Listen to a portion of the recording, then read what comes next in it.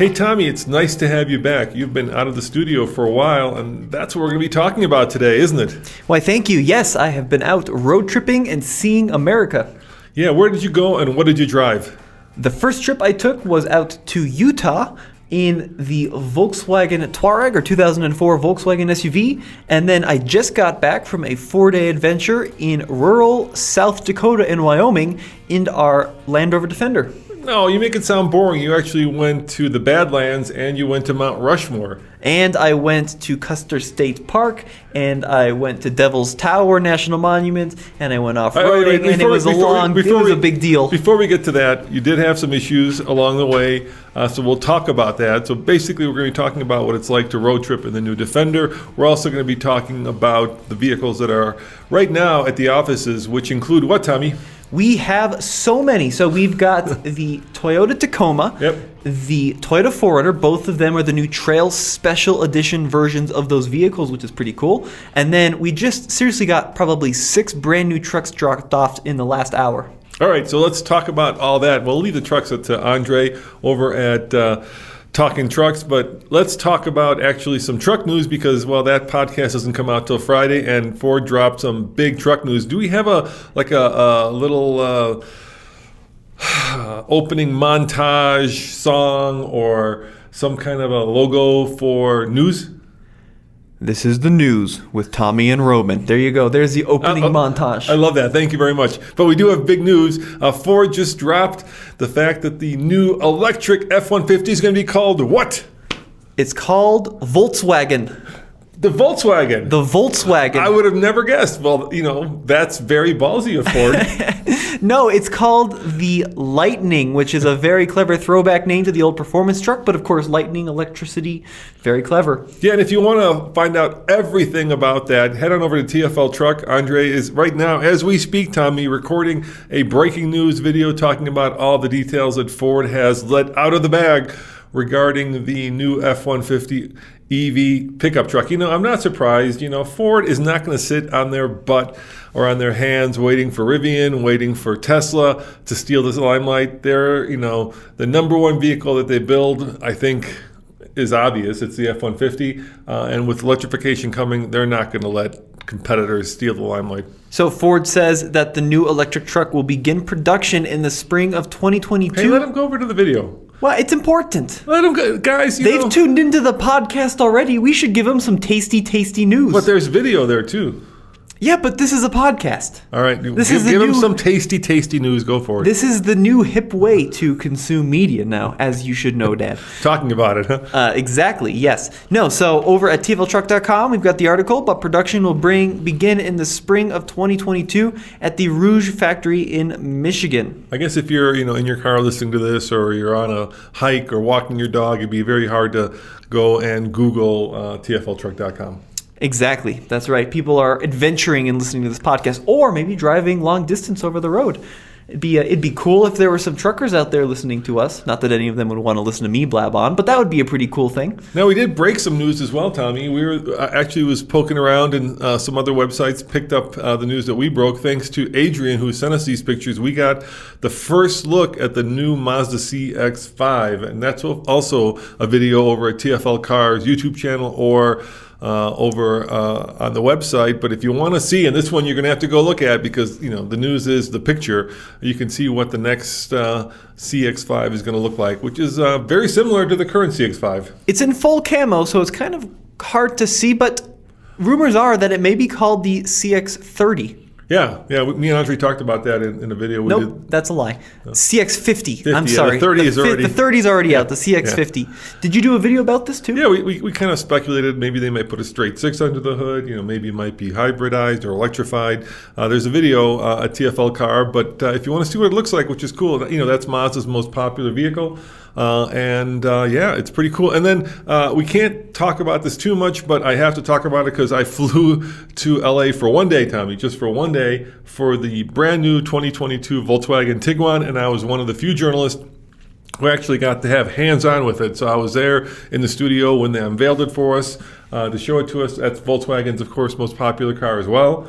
And they've done a pretty substantial refresh on it, and that embargo, by the way, in case you're wondering, is Volkswagen gives us the news ahead of time, but then they make us promise that we won't talk about it until tomorrow at 4 p.m. MST or 6 p.m.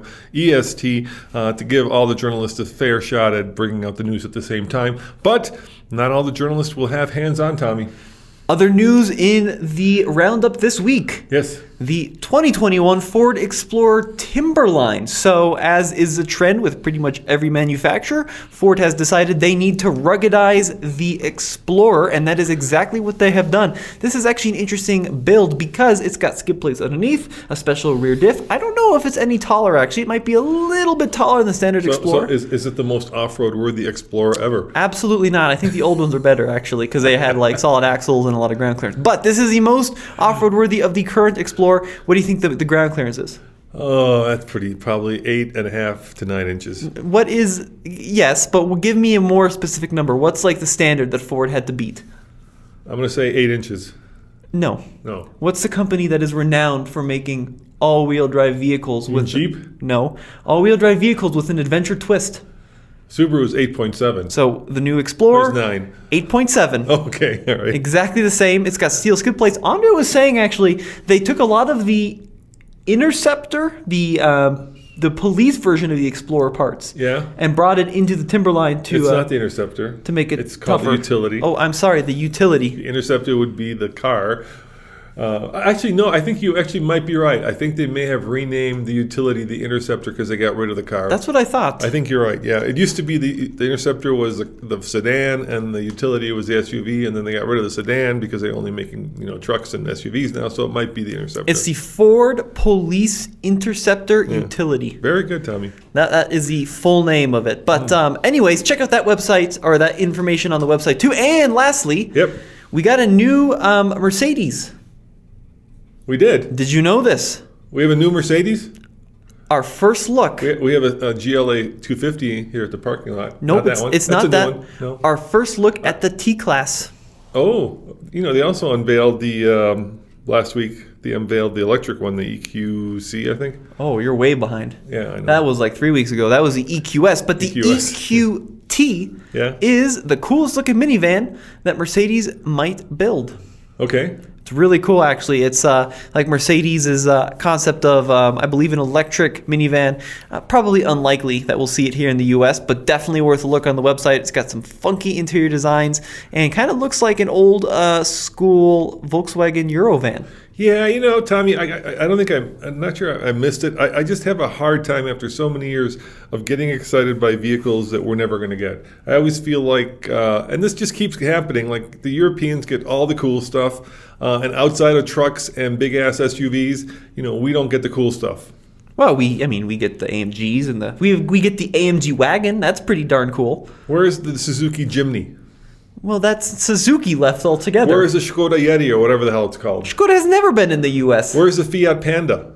Yeah, I don't know where the Panda is. That's finally a good one you made there. But you know what I mean? I feel like the Europeans get all the really cool cars, and like I say, outside of trucks, and even performance vehicles, right? The Europeans seem to have we get muscle cars. I'll give you that. Right, but they seem to get a lot more of the newest, greatest, sports cars than we ever get. But we have the Corvette. We do have America. the Corvette. I actually was thinking about the Corvette a lot recently. You know why? Why? Because you went out and bought some white New Balances and you're ready to move to Florida and retire? That's the C7, not the C8. Okay. The C8, as you know, is the darling of all the YouTubers, bloggers, and influencers out there. Right. Everybody loves it. No, I was like, you like to play these mind games, right? If I had all the money in the world, would I get a Porsche 911 or would I get a Vette? And that's because, as you know, we were walking Blaze this morning and a new Porsche 911 went screaming by. There was the 911 convertible, right? And we were trying to figure out how much it cost, and the number, I'm guessing, it had the special exhaust, probably around $130, right, for a new 911 convertible. That sounds about right. And then I thought to myself, the Porsche 911 Targa, the one that we had when we were in California, was $142, even more expensive because the Targa is more, it goes like coupe, convertible Targa, right, in terms of pricing. And I thought to myself, you can get a hell of a Corvette for that, and you get the Targa thrown in every Corvette for nothing. They all come as a Targa top. Yeah. I don't know. I like the new Corvette a lot. It's an amazing piece of engineering. Yeah. I don't like the way it looks, actually. I think it's way too busy. I think the design is a little bit too cluttered. It looks like a jet fighter from behind. Yes, I agree. I think the audience is going to complain about your ice clinking. I'm moving it over here. Don't worry. We got to be careful. Remember, this is professional podcasting. I have to have an iced tea because, you don't want to cough. Well, why don't you just have the tea? Without the ice? Yeah, just have the tea. That's not a bad idea. Exactly. Game changer. But anyway, so for, let's say, $50,000 less, right, which is the cost of the Defender, which we'll be talking about soon, you can actually get a vehicle that performs just as well as a 911 and comes with the Targa at no additional cost.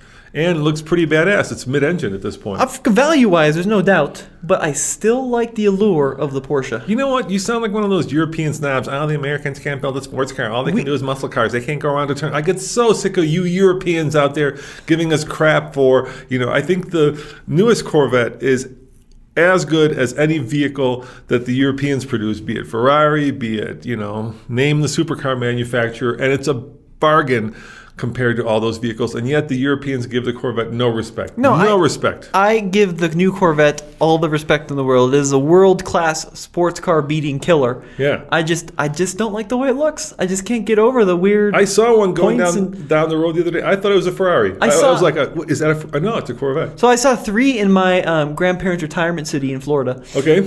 And they are very interesting-looking cars. Uh-huh. Well, here's the thing. The new one, it's got such a wide sill and such a low stance that anybody over the age of 70 will not be able to get out of it without a cherry picker. These guys were in their 90s. It was clear to me they were in their 90s. How do they get in and out of it? Well, they just live in it. I think that's just what you do now. I mean, that sill and the ground is so low and so wide. I mean, you literally you can fall into it. Like getting into it's not a problem. It's getting out of it. They've done a good job of really lowering the age demographic and bringing a new group of interested customers. Yeah, just keeping you from getting out of the thing. Exactly. But I don't know. I don't like the transmission very much. I don't think the dual clutch is very good. I like the engine. I don't like the exhaust note as much as the C7. And I don't really fit in it very well. It's a pretty tight space. I like a 911 is built for tall Germans. It is tight. Some people have complained about the HVAC controls that kind of go down the side, right? It's kind of hard to figure out which one is the driver's and which one is the passenger's. It's very driver-centric. Well, you'll figure that out though in the first week. But I think it's a little bit too tight in the cabin. I don't know. I love it. I just don't love it enough to buy it over a 911. Not that I'll ever have that kind of money. Less, you'd still get the 911. I mean, that, like I said, that is a Defender almost. You can get a Corvette and a Defender. Yeah, but if you're buying a 911, I don't think that the value is big of a deal. So like your typical European snob, the 911, and the Corvette has just as much, lineage, just as much provenance. So can you get an all-wheel drive Corvette? You can't get an all-wheel. Well, there you go. But there's a Z06 coming, and there's an electrified coming. Which currently can't get an all-wheel drive one, and in Colorado, that's kind of a big deal. I'll give you that. Yeah, in Colorado, you'd have to have the C4. There's no way you could do a Corvette in the winter. It would be like a go down ice, in the rain, let alone in the snow. All right. Well, should we move on? Yeah, let's move on. Let's talk about you've been out of the office a lot, so let's leave the Defender for the end. But let's talk about your adventures in Moab in the Touareg. So you took the 2004 Touareg, our tough T, which wasn't so tough. We'll get into that in a second. And you took 2 friends and you drove to Moab and you decided to go off-roading in it. How was it as a highway car? Well, it was very tough. It did show some electrical gremlins, but overall, it was a very tough vehicle. It was good. It was very, very comfortable. So, in case you don't know, the Volkswagen Touareg was Volkswagen's first attempt at an SUV. It debuted here in the U.S. in 2004, quickly gained a reliability standard as being a basket case. But on our trip, especially if you get one with a lot of options in the air suspension, it's so comfortable. This was like a $58,000 car when it was new in 04, which today is a lot more than than that. And full leather interior, heated front seats, heated rear seats. It has navigation that still works, 4-zone automatic climate control, so all the passengers get to choose how hot or cold they want to be. It has a very good radio, although it doesn't have an aux cord, which is a little bit of a hard thing. And it doesn't have Bluetooth because it's too old, so you have to do this little FM receiver, which was a disaster.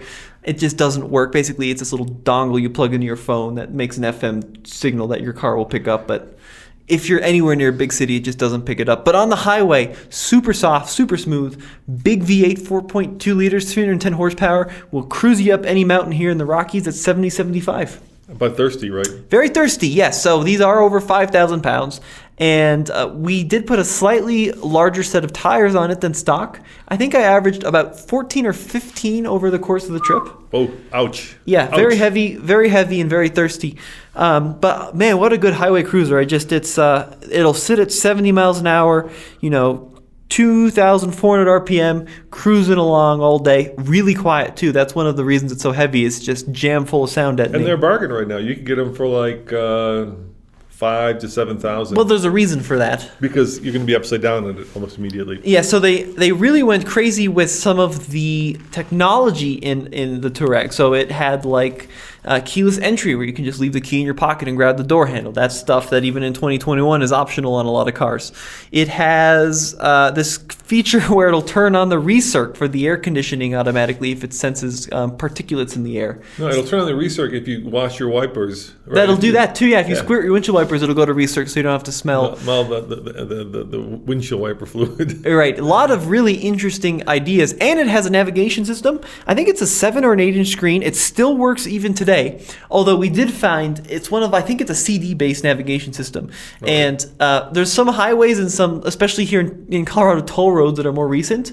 And when you're on the toll roads, it thinks you're driving through a field because they weren't mapped in 2004. So the navigation still works. It still knows where you are in the world. It just doesn't know the current road structure. Yeah, so we bought ours for like just under 5,000. Now it has 130,000 miles on it. That's the one we've kept.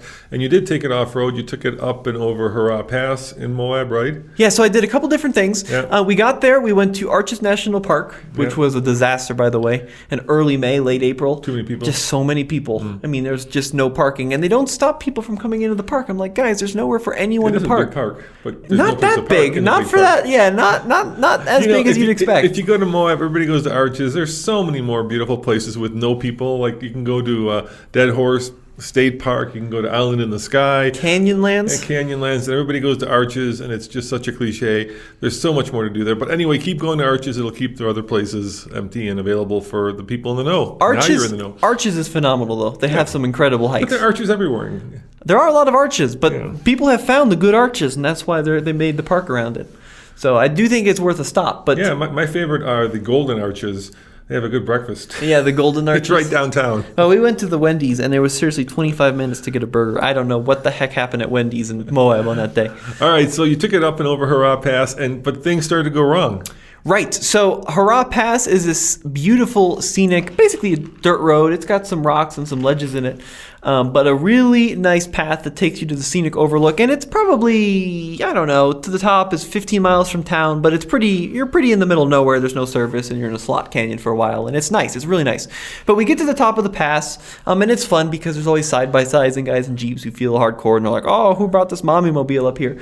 And then coming down Hurrah Pass, we jump in the car, started up, and I noticed that the volt meter had gone to zero. That's always terrifying. Yeah, especially in the Volkswagen, because this thing uses more power than the entire state of Texas. So we had the first gen ML that we were driving back from Atlanta when we bought it, and that same thing happened to us. And we managed to go about 20 minutes before all hell broke loose, and at 2 a.m, the car died on the side of the highway about 20 miles outside of DIA, which is not a place you want to be at 2 a.m. in the country on a busy highway with no electricity. Right. It's a bad thing when your alternator goes. Yeah, especially if you were, out in especially the Volkswagen one, because the Volkswagen one is water cooled and it's a very expensive job to replace. This is why you do not necessarily want a Touareg, because when simple things break, they're very expensive to replace. Anyway, so I'm out. I took it so nice and slow up this dirt path to get to the top because I'm being careful, want to preserve the vehicle, and with my friends, didn't want it to break. But the second I saw that voltmeter go to 8 volts, I just planted the throttle, and we flew down this rutted dirt path. There was not a lot of mechanical sympathy because I thought, like, well, I want to try to at least get into cell range if this thing craps out, so I can call so what happens if the alternator goes, you only have the juice that's in the battery, and with modern cars, which the Touareg is, it uses a lot of power, and so weird things start to first, it's crazy, it's kind of fun, right? Like all of a sudden, like weird trouble lights come on, right? Because the power is diminishing, and at some point it diminishes to such an extent that there's not enough for the ignition, and the thing dies, and you're not going anywhere.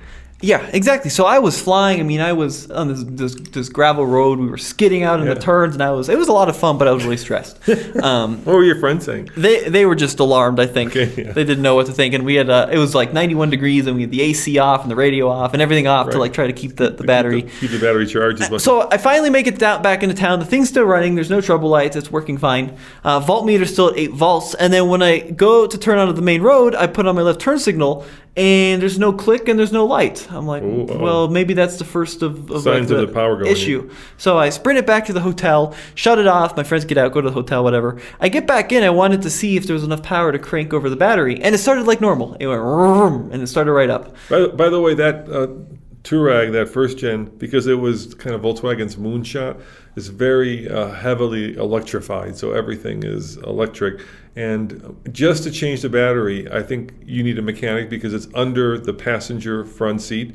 So you have to remove the entire seat to get at the battery, which is crazy. So it's under the driver's seat. I thought it was under the passenger. I think it's under the driver's seat. I've seen, you can do it yourself, but basically there's a mechanism where the whole front seat has to be pivoted forward, and then there's just enough room to remove what's basically a tank battery. It's basically a $200 job just to replace the battery. Well, the battery itself, I think, is like $250. It's a special battery. And the diesel Touaregs actually had twin batteries. They had dual batteries. The V10s. The V10s. Anyway, so anything electronic in a Touareg is like, oh my God. So I get to the hotel and I crank it over and it starts first try and it seems normal. Which is weird because if the alternator had actually gone, you would not be able to start it. So I let it sit for a couple of minutes, turned it off, let it sit, started it back up, and the voltmeter is back at 14 volts, and the turn signals turned back on. I did a little digging onto the forums, and I guess that's kind of like the first sign that it's not a charging issue, it's an issue with the actual instrument cluster starts to fail.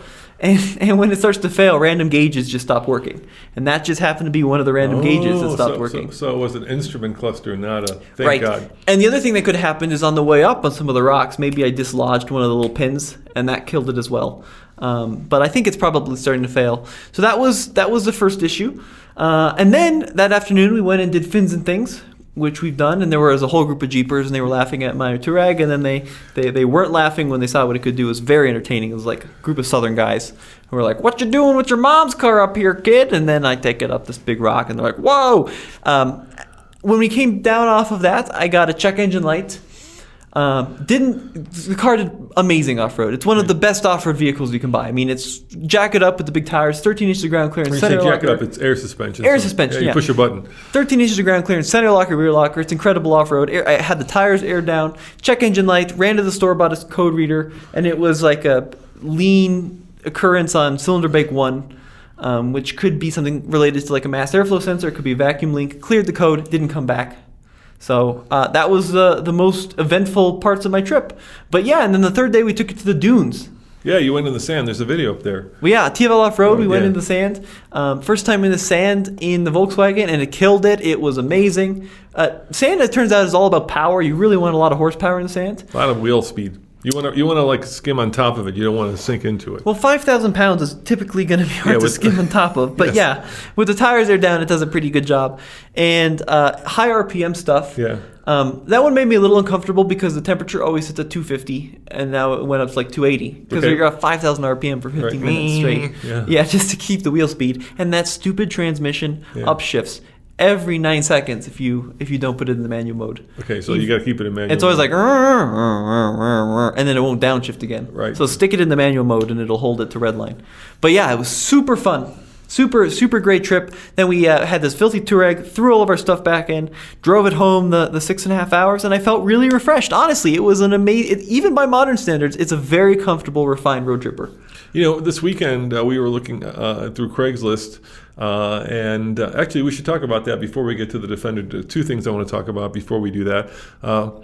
one of them is super important. It's kind of new and used car prices. But we were looking at Craigslist, and I found a Volkswagen Touareg that somebody was selling, the same color as ours, but it was a 3-liter diesel, right? So not the first gen, but the second gen, but it had the same body style as ours. And you said that there's a period there where Volkswagen basically updated the powertrain but kept the same body style as ours, right? Well, so what they did is in 2007... Because the problem is, if you go to the full second generation, you lose the low range, at which point it becomes, a highway car. Right, so the way it works is you call them, there's like internal codes T1, T2, and T3. So we have a T1 in 2004. Right. And those were 2004 through 2007. Yep. And then in 2008, they updated the style. Yep. So they gave it more Passat-like headlights, gave it a little bit better tech, but it's the same car. So it still has the low range, and it's still based on the first gen Cayenne. Porsche did the same thing. Right. So remember they had the really ugly Cayenne, I know. and they made it slightly less ugly before they completely redid it. Right. So then in 2011 they went to the Porsche Cayenne and the Touareg are sister cars. Same. They share a platform. In 2007 or 2011 they went to the T3 Touareg, which was all new. They lost the low range and they made it much more reliable. So maybe if you want that T2 one, you still get all of the goodies, right? You still get the low range. Right, and you can still get the lockers. And you get the air suspension, and you can get the 6-cylinder diesel, which is a Dieselgate one. But a lot of them have been now retrofitted by Volkswagen to actually be legal.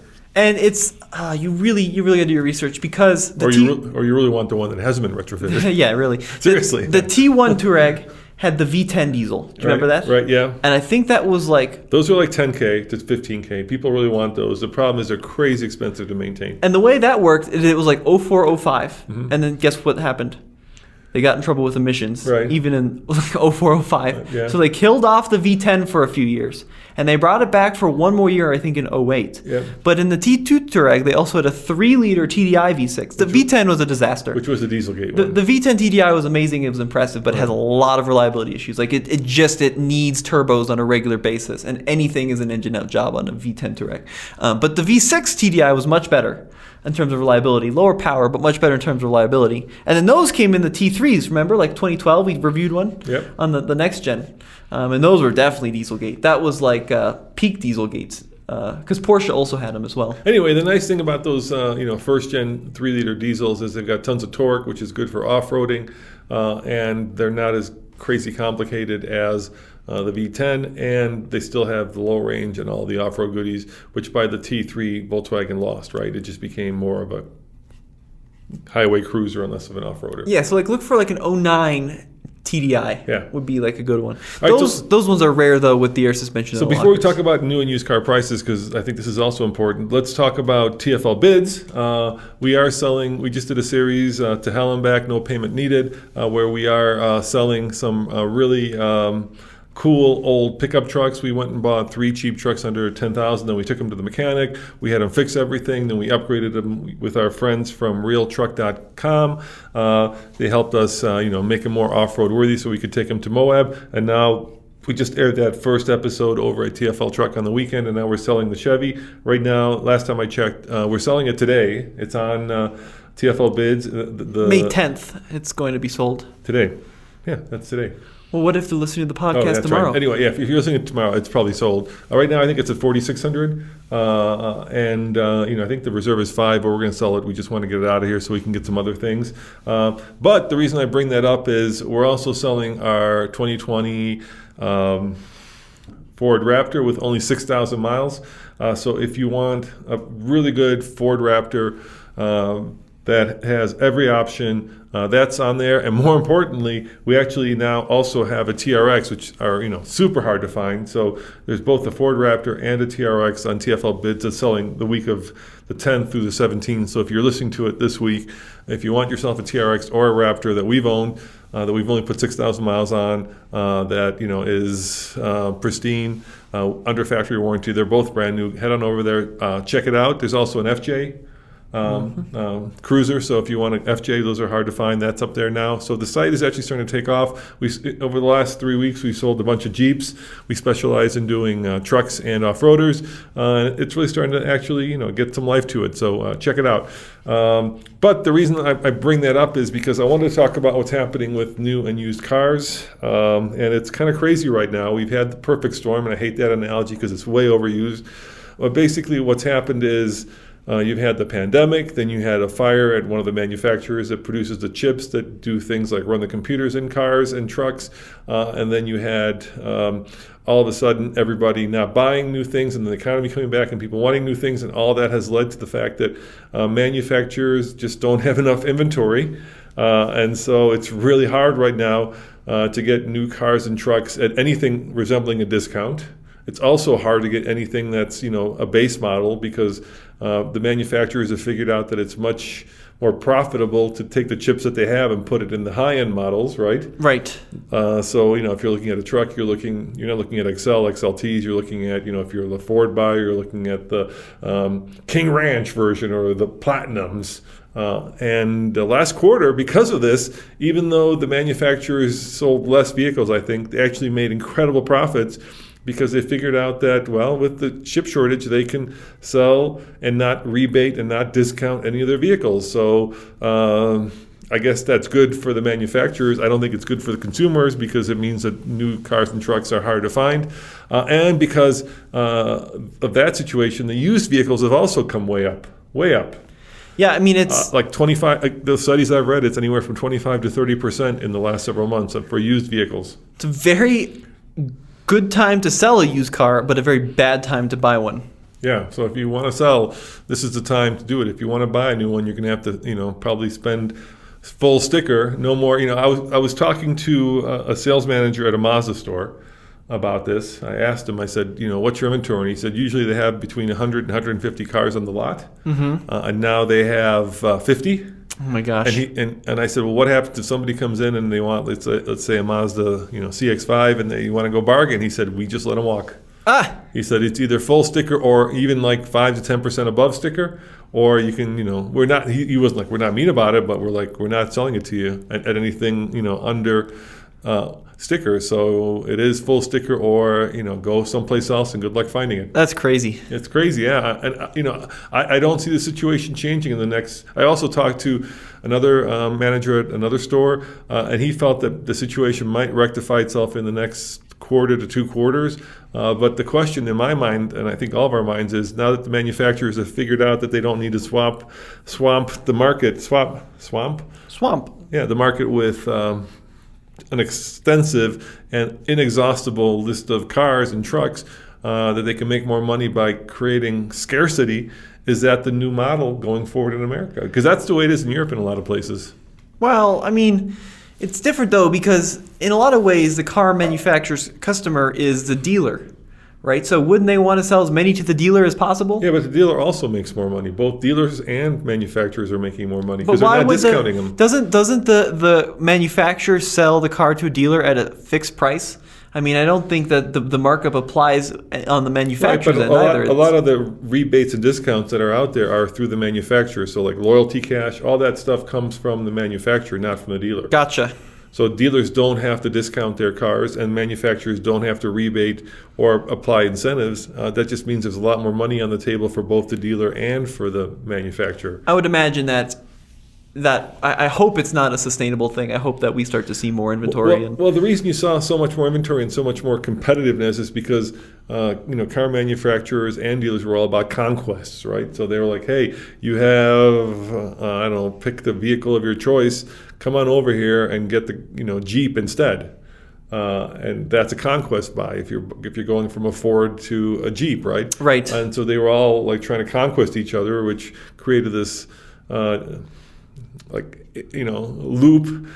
internal loop where everybody's trying to pull customers away from everybody else, and the best way to do that is to lower prices and to offer discount and rebates and yada yada yada. But now they're figuring out with scarcity that they don't have to do that. They don't care because people have to come to them. So if you need a new vehicle and there's only a few cars on the lot, it's no longer like, hey, there's 14, 15 different cars in the mid-size crossover segment. It's not about which one I want. It's about which one I can get. So we'll see. I hope not. I mean, America had, I think, some of the most highly optioned and some of the least expensive cars in the world, and maybe that's going to change. All right, enough of kind of what's happening in the new and used car market. So tell me about the Defender trip. Now, we've had a long and interesting history with the Defender. I don't want to go into it, but we have learned some lessons, and we're going to give you those because you drove it how many miles, Tommy? It was 1,366 over 4 days. Or about 2,000 kilometers for all you Europeans out there. That's a lot of miles. Is that how many kilometers it is? Yeah, you can do the math. I am not that fast in my head. Multiply 1,300 by you're 1.6. Right. 2,198 kilometers. Yeah. And so, we started out with the 4-cylinder. And by the way, our 4-cylinder died after 168 miles. I would not recommend that in the Defender. Let's say that you have the perfect 4-cylinder. It's a little 4-cylinder turbo, right, that puts out 300 horsepower. It's just a big 3-row vehicle that tows over almost 8,000 pounds. I just think that little 4-cylinder is not powerful enough. Even if it doesn't break, right? Let's say it's perfect, and I still think we ended up with the straight six, much better engine, mild hybrid, 400 horsepower, and it feels like this vehicle needs it. Of course, now there's a new V8 coming. I think the 4-cylinder is plenty of power. That is not the issue with the 4-cylinder. 300 horsepower, Dad. It's like it's a big heavy vehicle. Suburban in 1989 had like 140. Well, hold on. All right, let me ask you this then. I get that. We're not in 1940. Well, 1989 they still had the same speed limits. Or pretty similar. What's the speed limit up there where you were at in South Dakota? It's like 80 in a lot of places. And how was it doing at 80? It's fine. Yeah, it had plenty of power. How about if you wanted to go a little bit quicker? Then you'd be breaking the law. But if you wanted to, there's probably not a lot of power left after you're driving this big monster. There was a lot of power left. I mean, the thing is, you get so greedy now in 2021. We expect, cars have gotten so quick. Look here. As long as they'll do the speed limit or a little over for passing, how quick do you need to go? It's not about quickness. It's about like ease and about reliability. So reliability is another story. I agree. I'd rather have a big engine that is, comfortable in the car than a little engine that is squeezed to within a millimeter of its, tolerance so that it can put out 300 horsepower so that it can power a very heavy big vehicle. You see what I'm saying? Well, you exactly nailed the issue. The issue with the 4-cylinder is not the 300. 300 horsepower is a ton of power. The issue is the fact that it's a little itty-bitty, I think it's a 2-liter that's being squeezed within an inch of its life to make 300 horsepower through turbocharging and crazy new tech. So that's the issue. But the power is not the issue with the 4-cylinder. It's the fact that I think longevity-wise, it's a really high-strung little engine in a big lumpy SUV. So I think that's why I would get the 6. The power... Is a hybrid electric supercharged. Well, I know, that's also crazy complicated. But it's still cool. It's a very good engine, yeah. So the 3-liter is probably one of the best engines I think you can buy in any new SUV. So let's take a step back. So, okay. JLR, Jaguar Land Rover, right? And the old straight 6, actually the old V6, right, that they had in the Jaguar and the Land Rover was actually a V8 where they just didn't use the last 2 cylinders. Right, so they had like the 5-liter V8 and then they plopped out 2 of the cylinders for a 3-liter V6, and that was supercharged. Was the old V6. And when I say they didn't use it, I don't mean they like shortened the block. I mean they left it as a V8. Yeah, they left it as a V8 and they block. put balancing shafts in the last 2 cylinders, so it was still the weight and size of a V8, except that the last 2 cylinders weren't actually firing. So now they redesigned it. They did a straight 6, right? Right. And it's a much better engine. It's a much smoother engine. And how was it, on those long highway and non-highway rides? It was very good. Yeah? Very good road tripper. So basically, the trip was we left Boulder, Colorado here on Thursday, and then we drove up through Wyoming on the eastern side of Wyoming, and then crossed into South Dakota. We went to Custer State Park. We saw Sylvan Lake and the Needles Drive, which is incredible. And then we went to Mount Rushmore. We did some off-roading. Smaller than you think it is, isn't it? Smaller than you think it is, yeah, but beautiful. We went off-roading in the Black Hills. Then we zipped over east into South Dakota for the Badlands National Park. And then we went back west again to check out the caves.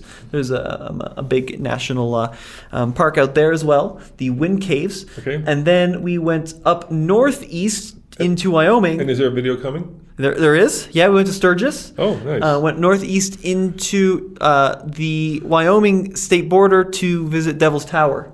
So, but it's cool out there. I've never been out there, and it's very unusual to the road trips I've been, where you like go on an interstate and you're just on an interstate for hours and hours, And they're dead straight. and then you exit to get lunch. And you're on the interstate for dead hours.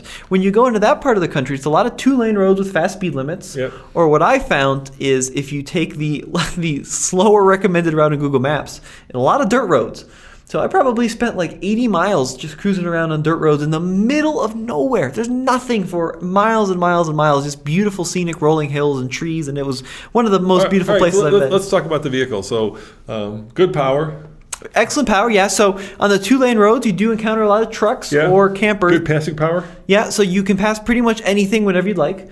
A fuel economy is good. I was impressed with the fuel economy. How much? This thing is kind of a whale. It's a huge vehicle. It's a 3-row SUV. Yeah, I mean, it's like a Land Cruiser. Yeah, it's like a Land Cruiser. 2021. Wow, that's really good. That is good. There's a caveat. Okay, what's that? Premium fuel. Oh, it's recommended or like? It's like recommended. In the TRX, it's you have to do it. Yeah, it's recommended, but I wouldn't put anything else in there. Well, and you're going to have that. Yeah, I agree. You've got a turbocharged, supercharged hybrid. Yeah, run the fuel they recommend in there. Yeah. So gas prices, I was hitting like $3.50. How much to fill up? 60 some from a quarter tank, and Which you don't. For Europeans would be cheap, but for Americans it's a lot. And I found out there you really don't want to go much below a quarter because it can be miles, big miles. Distances between gas stations. How about like the interior seating, steering, braking? How was all that? Yes. So air suspension is standard on the 110s here in the States. Yes. The 4 doors. Right. A very comfortable ride, extremely plush. A little bit too plush above 80. Oh, it gets a little floaty? It gets a little too floaty. I'm really surprised that like at above 130K. I'm really surprised that they don't like bring it on down and like firm up the spring. You think, yeah, like what car does that? There's a bunch of cars with air suspension that kind of squat down. Pretty much everything does that. And this one doesn't do it. Well, maybe it does, but it needs to do it more. Okay. So like the Touareg, you can dial in sport mode on the it goes, air struts, and then it like firms them up. The sound is me, emptying out the air suspension and having the car. Just thought you should know if you're listening to this. Okay, so above 80, little floaty, and it gets pretty wallowy. So if you're passing in a turn at like 75, 80, the whole thing kind of goes. Was this on-road mode? Because there's different modes. Yeah, but there's no sport mode. Okay. So you got on-road and eco. Well, you're not going to put rock crawl mode at 85 miles an hour. No, you're not. So that's one of the downsides with the air suspension. The upside how about is wind noise? very good. The upside with the air suspension unless is... sorry. Dad, you're killing me here. I know, but it's important. Unless you get the snorkel. I've heard the snorkel Well, we'll talk about... That's a whole nother subject. All right, we'll talk about that in a second. All right, go for it. You were saying about the suspension. Yes. So very good on-road, and then when you take it off-road, which I did, you can just jack it up, and you can tackle rocks. But Land Rover uses a dual bag system where they have one bag for height and one bag for kind of the damping. I don't know if that works very well. It's supposed to mean that in the off-road settings it's still nice and soft and compliant. I don't find that to be the case. I find it to be pretty hard in the high off-road settings. So our experience has been that like the best vehicle we ever had. Look, I don't care about capability as much as I care about comfort off-road, right? So I suppose I'd love like a Star Wars land skimmer where you're actually floating. But anyway, the most compliant, most comfortable vehicle we ever had was that LR3. But that may have been because the suspension was shot. It could have been. I don't know. Although I don't suspect that was all the story, because I recall the LR4, which is a similar system, had a very, very soft ride. All right, so you would jack this thing up and lower it when you got back on the dirt road, and when you got into some rocks, you'd jack it up and lower it. What ended up happening when you did that? We end up overheating the air suspension system. So I don't know if it's the compressor or if it's the airlines, but something gets too hot, and it shows you a warning. It says, no, you can't keep doing this. You can continue to drive with caution. So then at that point, you're like, well, might as well just leave it in the high height, because I don't know if I will need it later on and be in the standard height. So I'll stick it in high, and then it's really hard.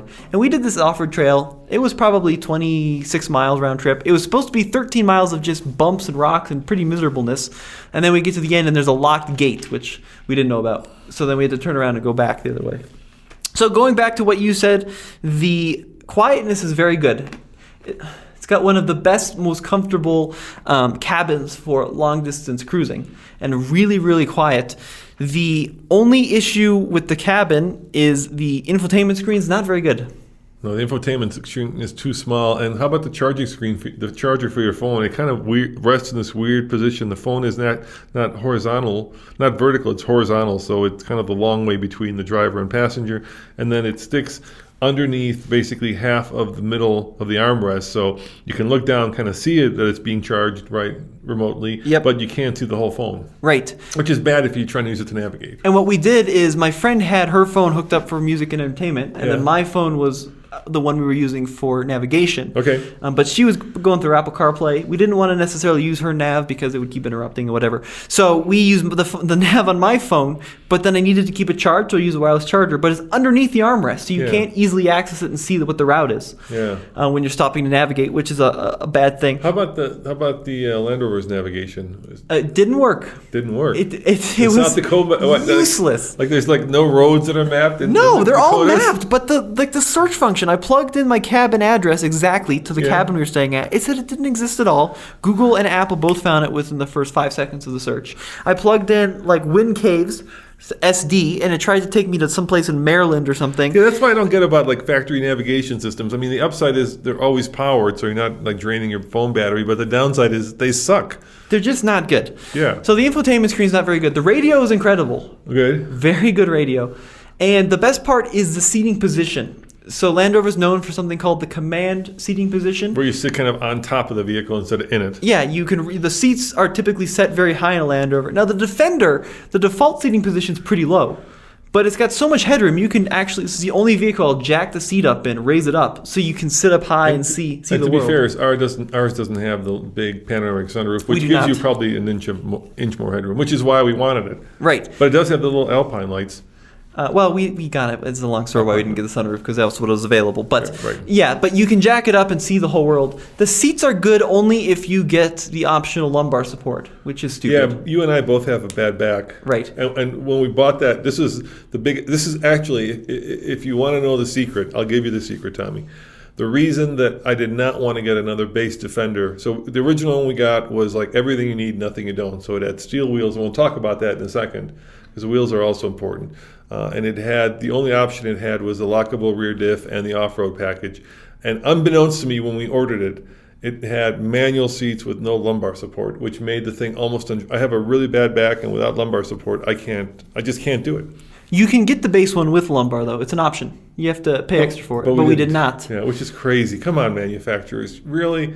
Like, there's some things that are just like, come on, lumbar support. And Porsche does the same thing. Speaking of, no, same thing. The base 911 does not have lumbar support. Come on, guys. Whoever is counting beans at these companies, I would take them in the back and I would give them a piece of my mind, or better yet, I would whip them with spaghetti for, not putting lumbar support in a $50,000 car, or in the case, actually $54,000 in the case of a Land Rover, or get this, $99,000 in the case of Porsche. If I'm shaming you, Porsche, I'll stop my rant in a second.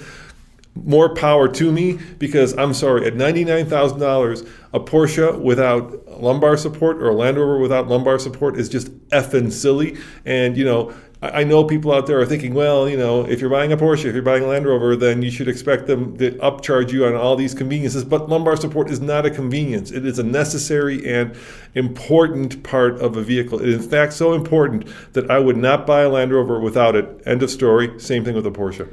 Yeah, but a lot of people, I think, don't care. Honestly, I think a lot of people hate lumbar support in the first place. Most people think, like, what's this thing poking me in the back? So we may be kind of unique in that opinion. That's fine when you're 22, but I think the people who are buying these are more my age. And by the time you've been my age, like me, I've broken my collarbone. I've taken a bunch of tumbles, doing a bunch of stupid stuff, or doing a bunch of like sporty stuff. And so my back, in my case, I rolled an M3 into a tree, which completely hosed up my back. And so at this point, it becomes a necessity. So fine, if you're 18 or 15 or 12 and your back is fine, who gives a rat's ass about lumbar support? But when you've got enough money to buy 911, you're going to care about it. Oh, the crack is terrible, by the way, in the Defender. The crack? The crack. What crack? the space between the seats. Where stuff the void. Place, you little void where like your phone and your French fries fall. The void between the seat and the center armrest. Yeah. Remember the drop stop was invented for it? Yeah. So the center armrest on the Land Rover is tapered at the edges, and everything rolls into the crack. What'd you drop in there? Everything, literally everything. How many French fries am I going to find in there? Probably $900 worth of quarters in that crack right now. I probably dropped my phone in that crack like 100 times. Apparently, there's a ketchup packet shortage right now. Yeah, they're all in the Land Rover. In That's where they all went, is into that crack. How about the material? How's the material? It's kind of funky, like almost neoprene. Like how was that to sit on for hours on end? So the interior is beautiful. Yeah. Really a nice design. I love the dashboard design with the kind of the flow through center console. Yep. Have you seen the seat in that Land Rover? No. The driver's seat? It is gross. This like clothy neoprene material, it does an amazing job of capturing all the bits of grime and dirt and dog fur that's on the back of your ours seat. is like a camel color. I actually haven't spent time to look at it, and the camel does a good job of kind of hiding it. Yeah. But I don't know how we're going to clean it. I mean, it's going to have to be steam cleaned or something. Like that bolster, Yeah. like it's just blue. It's turning like black and blue. Like from your jeans, right? Yeah, I mean, it looks good. And if you go to an auto show, check out the bolster seating on this kind of funky, clothy neoprene material. It does not seem to wear very well. So maybe, to be fair, okay, like our Tesla Model Y is like white vegan leather. But that's basically rubber. That's like it's like you can just wipe it off. And you take some Windex to that, and it just wipes right off. But part of the bolster's cloth, and I don't think that's going to wipe off. Maybe with the Defender, it'll do the same. With the cloth? You think you can wipe dirt out of cloth? Well, you get to figure it out because you got to clean it out. I know, I got to clean it out. And let's talk about the wheels. So the first one we had the Steelies, right, which are 18s, I believe, right? Mm-hmm. What are these? 20s. Yeah, and almost too big, right? For like especially when you're on that kind of washboardy dirt road for hours on end. Yeah, I mean, so we have for some reason ours it's a weird spec. It has the off-road tires on it, which you said weren't actually very good. Well, I think they're like a Wrangler rugged terrain kind of tire. They're like halfway to a proper all-terrain. They're pretty good off-road actually, right. And they're really quiet on the road. Right. They're not good in the rain. We hit some pretty torrential rain in Wyoming, yeah. And they're not very good on gravel. So they're good on rocks and kind of like a trail, yeah. But on gravel they're super loose. They don't do a very good job biting into the gravel. The big issue I found is I went through a little bit of mud on our off-road trail. There's like this little hill you had to climb up, this little dip, yep. And it happened to have like 4 inches of water mud in it, which is nothing. And I went through it. The wheels got kind of coated on the outside and it looked really cool and rugged. We were driving to Wall, South Dakota on the interstate, no problem.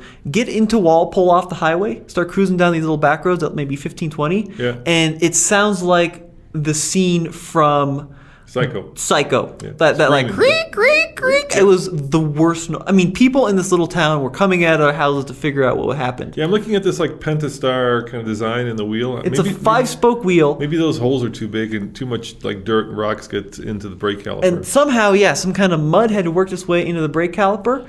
And it was the most horrific noise I'd ever heard. I mean, I felt bad driving it even to the little car wash. It was that loud. So I get to the car wash and I'm like squirting my little butt off trying to get this mud out. And I did get it out. But I noticed that the wheels do a very good job of letting mud in and caking the inside of the wheel in the mud. So I think an 18, would have been better because you got more sidewall. You're further away from the actual mud itself. And the holes are smaller. They don't let as much debris in. So I've been listening to a lot of like European podcasts to kind of figure out what their take on it is. Mm-hmm. One of them I listened to is a guy Seen Through Glass. He's kind of this British dude with his kind of car dealer buddy. And it's fun. He just had the 90, right? Which is the new 2-door version, yep. And he said, while it looked sexy, he loved it, but he could not live with it. He said like a 2-door sports car. So he was complaining about the fact that the doors are heavy and that the back seat is all but useless because you can't get into it. But there is a point that he made, which is true, and that is in the back. And I know we're talking about now utility. So you could put the seats down, and the back of the seat is covered in this kind of plastic, like fake diamond plate. It's great, yes. Which is great. But the problem is that it doesn't come completely flat. It kind of lays at a little bit of an angle. So whatever you put on top of it, rolls including around. the dog, goes rolling into the back. Yes, into the trunk. Yeah, and it's funny because they don't do that in like the Discovery. The Discovery is completely flat. So he was saying basically with the 90, while it looks cool, like there's no room in the back and you can't get anything in there because anything that you put in there kind of rolls backward. And then if you put the seat up, the seat is kind of at that inverted triangle so that there is no room once that rear seat is up on the 90. Interesting. Whereas this one, of course, there's tons of room because there's a full third row in the back. The rubber floors are great, though, because you can just kind of rinse them The out. rubber floors are great. Really good rubber floors. I love the rubber floors. So it's a huge vehicle with a lot of utility, but it's got the worst view blocker of any car I think I've seen. View locker. View blocker. Oh, blocker. What blocks the view? In the trunk, where you typically have those little pull-out little, it's like typically made out of rubber, or it's like a parcel shelf that comes down, so you block the view. Yep. In the Defender, it's this cloth thing that clips into place, and it's like impossible to take in and out, and it just ruins the trunk space. I would get rid of it completely and use a massive trunk. It was one of the top 5 things I hated in the recent TikTok video. But you can't put stuff underneath it. There's not enough room underneath it. Yeah, the normal ones kind of... They're retractable. They're like retracting themselves. This thing is supposed to be like either flat or up. It's supposed to look cool, but it doesn't work. Either way, it doesn't look cool. The other thing that I found when I drove it up to the mountains a couple weeks ago, I felt that the cruise control was really fussy and hard to engage and not easy to figure out on the steering wheel. I was really having a hard time just engaging it. Yes. Like the difference between the proximity distance part and where you set the speed limit is really fussy. Well, the weird thing, so 1,366 miles later, I still don't fully understand it. Exactly, it's very confusing. What I have figured out, which is very counterintuitive, so you're driving along, you have your foot on the gas, and you're holding 74 miles an hour. Yep. When you go to set it, Normally you just put set, and that's where it would be. Hang on, hold up. You go and press set, Yep. and it doesn't say it's set. Right. So what you have to do is take your foot off the gas, then you can set it, and it will display the speed you set it at. That's but it crazy. won't set while you have your foot currently on the throttle. So that was the thing. So I think that's what the issue is, yeah. Which is hard though, because you need to keep your foot on the throttle to maintain the speed you're trying to set your cruise control at. But it's just very counterintuitive. I literally spent like 20 miles trying to figure out how to set it, Tommy, and I didn't figure that out. All of a sudden, it just somehow engaged, and I was like, finally, it engaged. And then once it was set, you could resume it. So then it was set. But getting it to set, and then the other thing I found was that it kind of ping pongs when you're using. Did you find that too? With what? The steering when you're using the. Well, that's because you're using it wrong. Okay. You should not be relying on it. It's not. Well, I was testing it. I wanted to see how. Well, it's not lane centering. It's not supposed to keep... It's an emergency thing where if you start to veer out of your lane, it'll push you back in. Well, then that's very confusing because like in most cars now, most cars have a form of lane centering, right? It's lane departure mitigation, but it isn't lane centering like autopilot where it'll keep you in the middle. Yeah, most cars do now have some... Right, and so this is a brand new car, so I just assumed it had that.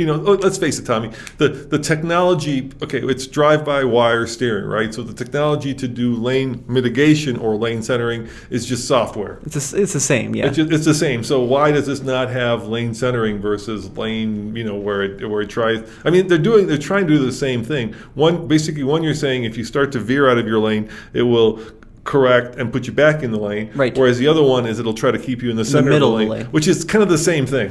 Well, very different. Oh, for God's sake! The That's one just that some keeps marketing marketing BS. The one that keeps you in the center of the lane is meant to be like a level 2 system where you can rely on it to drive you down the software. road. I know, but you can't use a Land Rover system to drive. If you use a Land Rover system to drive down the road, people will think you're on some kind of hard ping pongs. Yeah, it just goes left and right. And you know how I know it's just software? Because in the Tesla, you can pay $10,000 and upgrade to full self-driving, which isn't full self-driving, from autopilot, which isn't autopilot. But you're not adding any hardware to the vehicle. You're just using the existing hardware, and all you're doing is using a software upgrade to make it do that. Yep. Yeah.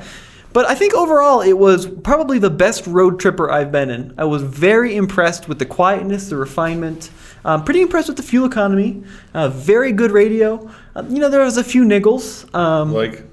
Like we talked about, like the wireless charger is pretty annoying. The Void is pretty annoying. It doesn't do well if you've got more than one audio device, Bluetooth. And I think we don't usually pay for satellite subscriptions because we only keep the cars for a very short amount of time, so it doesn't. That's a whole nother scam. God help you if you sign up for XM and you auto renew it, which is what they make you do, because the pricing for XM can be anywhere from like $9 a month to $240 a month, and depending on how hard you argue and talk, then you can negotiate in different plans, and they have all kinds of different plans. It's just a really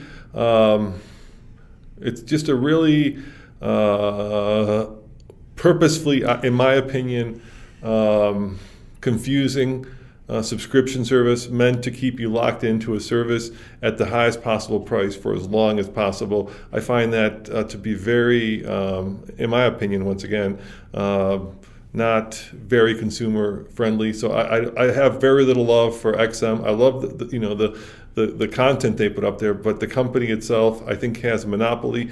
And once again, like any other company with a monopoly, they're abusing it, and consumers aren't getting the very best. Because, like I said, I've paid anywhere from $9 a month to $249 for the exact same service, and then I had a hell of a time getting them to actually stop. Basically billing my credit card, and then I'll be darned if every time you don't call, you get Jimmy with an Indian accent who has a hard time either understanding what I'm saying or has such a bad phone line that it's like connecting to somebody on Mars. It's just for as much money as you end up paying for this service, the amount of customer service that you get is minimal. All right, we didn't use XM at all. We just went with Spotify. We don't have it. We stopped. It ran out. That's because we're young and trendy. Well, why not just use Pandora? Pandora's for 90-year-olds. Who uses Pandora anymore? Spotify is where it's at, or Apple Music. Why not just use Spotify? Well, that's what we did. Yeah, exactly. So I agree. I like XM Radio. I do actually listen to it a lot, and I do listen to Pandora a lot because I'm 90. But some manufacturers give it to you for like 3 months. Some give it to you for 6 months. Some for a year. I think Jeep does a year, right? And I want to say Land Rover, for whatever reason, does 3 months. 3 months, I think. Yeah. So the other thing I was worried about, one last thing on my trip, Yeah. glass chips. I was really worried about getting a chip because it's got the heated windshield and it's got the lane keep and all the sensors. Turns out I just looked it up on Safe Light, which is an auto glass place. It's $1,000.39 if you wanted a new windshield. Because it's got those little... It's got the little heating elements in the glass. Yeah. Mm-hmm. By the way, I'd love to get your... that might be a story worth covering in terms of what do you guys think about... XM and the subscriptions. What has your experience been? Am I way off base, or have you had similar experiences with it? Let me know in the comments below. And if we get enough feedback, we'll actually do this podcast is kind of like two guys talking, but we'll actually do a real story about it and do some real consumer news versus just me ham-boning and giving you my opinion. That windshield is crazy expensive, but the question is, does it work in the winter, Tommy? I don't know.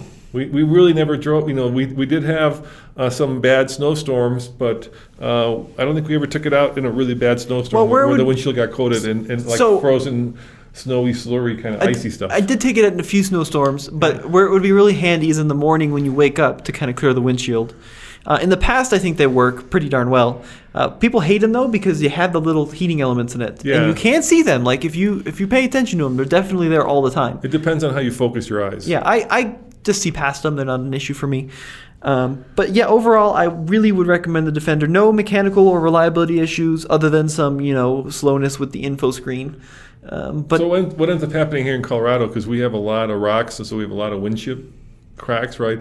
So people end up replacing that windshield with the regular one without the little lines, because the difference is much cheaper. $1,000 versus a couple $100. Yeah, we did that with our Discovery. Yeah, and so those tend to be in the factory one, but then by the time it gets sold and is used, it tends to just have a regular windshield. How about the headlights? How are the headlights? Very good. Yeah. We have the nicer of the two headlights, so there's a couple different headlight options, but the headlights are very good. Honestly, they're so good, there's really no difference between the brights and the low beams, so I just leave the low. Do they steer? I don't think they steer. I didn't notice them steering, no. Okay. But it does have fog lights in the front and the back. How about recovery hooks?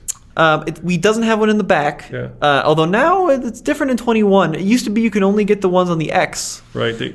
So there is one in the front. It's hidden under a little plastic cover. Yeah, and then we have the towing package, so we just put a recovery D-ring hitch shackle in the back if we needed to pull it out from the back. But overall, like I said, I've blown away with how it was as a road trip vehicle. I don't like the size in the city. Like when I'm driving around town, I'm just like, oh, why is this thing so big? When we're on the road trip, you feel really safe and secure, and you can just carry so much stuff that it's a nice thing to have. So I kind of feel like, when we're doing these reviews, I have to point out the negative, because I think people actually enjoy me. Hopefully, maybe I'm wrong, doing my rants. If you don't enjoy it, or if you do, let me know in the comments below. We do read our comments. But in all, we've had, this is, like I say, potentially our third one, but I do love the vehicle. It's one of those vehicles that just speaks to my soul and my heart, and my brain. It's both functional, in terms of on-road and off-road, and emotionally I connect with it because I think it's a very good-looking vehicle. It makes me really happy every time I get behind the steering wheel. At the end of the day, that's what it's all about. Some vehicles I get behind the steering wheel and I can't wait to get into another vehicle. This is one of my favorite vehicles to drive that we have at the office. And people say, well, you've had some pretty bad experiences with it, but I still love it. And maybe I'm a fanboy at that point, Tommy. I don't know. Yes, that's correct. Is that fair? That's fair. Maybe I'm being a fanboy. I love it as a road tripper. I think it's an excellent long distance vehicle. I still think it should be a Discovery and not a Defender. Off-road. Yeah, I don't know why you'd buy that's the other question I have. Why would you buy a Discovery instead of a Defender? There's no reason to buy a other than if you like the looks, but I would really strongly recommend not buying a Discovery over Defender. I think it's a great vehicle. I think it was one of the best road trip vehicle I have. I still wish Defender name. Do you think it's cannibalizing the sales of the Discovery? Oh, I'm sure it is. You think it is? I'd be surprised if they sell any Discoveries anymore. Well, when we drive to the airport, which our trips are starting to happen again, every time I drive by the Land Rover dealership, which is actually on the way to the highway, I look and I always see almost no Defenders, and yet you see a lot of Discos and you see a lot of a lot of the same Discos too. Yeah. No, I wish from the enthusiast standpoint, it's incredible off road, but it's just a little too big and expensive and a little bit too fancy to really be, in my opinion, a true regular off-road vehicle, which is what the Defender always was, in my opinion. So I wish they had done like a more stripped-down convertible version. But it's an amazing, if you want a family hauler that'll seriously do a lot of off-road and is incredible on long journeys, then the Defender I think is a great choice. And this one, the 3-liter, we've got 40... I think it's a 4,500 miles on it now or something. No problems to report. Granted, not a lot of mileage, but a lot more than the first one. And it's been perfect. Yeah, and of course, we're going to hold on to it. We usually keep these for about a year so that we can do a full 1 year, and I think especially this one, it's important that we hold on to because of our experience with it. When you get more miles on it. Yeah, so get some more miles on it and let you know what it's like. Honestly, I'm curious to see what happens when the new Bronco comes around. Hopefully, we'll get our hands on one of those to compare to it. So, the video I'm dying to make, of course, is 4Runner versus Defender versus Wrangler versus Bronco. Yeah, for sure. That'd be fun. All right, guys. Thank you for listening and for watching. As always, what's our new slogan that we're testing this morning? I don't remember. God, now I forgot too. Not a great slogan, apparently. No, hold on. Start your day with... Start your day the TFL way. There you go. We get a lot of comments, people saying that they love to drink coffee and watch our videos. So every day, on one of our 7 YouTube channels, we have at least one video. So Tommy, what? Start your day? With coffee. The TFL way. No, not with coffee. The TFL way. All right. We'll see you next time. See you guys next time. Thanks for watching and listening. Bye.